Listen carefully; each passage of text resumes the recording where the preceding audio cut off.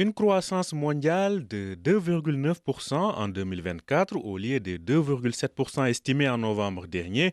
Tels sont les nouveaux calculs faits par l'OCDE. La croissance sera là, mais les risques majeurs demeurent. Il s'agit bien évidemment de la crise en mer Rouge, sans parler de l'éventualité d'un élargissement du conflit en Palestine. Des menaces qui risquent d'avoir un impact certain sur l'inflation au niveau mondial. Le secrétaire général de l'OCDE, Mathias Cormann, se dit certes optimiste, mais son optimisme est très mesuré.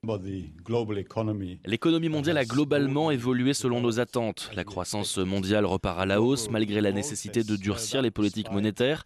L'inflation est en baisse dans presque toutes les économies du G20. Les conditions financières se sont allégées dans les marchés et on s'attend à ce que les banques centrales baissent leurs taux d'intérêt plus vite et plus rapidement.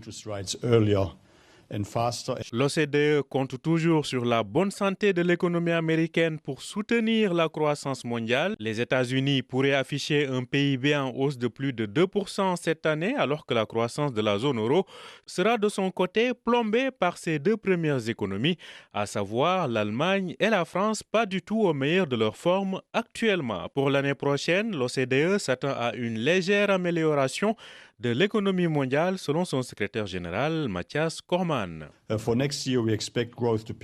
2025, nous prévoyons de poursuivre la dynamique actuelle. Nous pensons toutefois que la croissance mondiale pourrait atteindre 3%, à condition que l'inflation baisse plus sérieusement et que les revenus réels soient en hausse.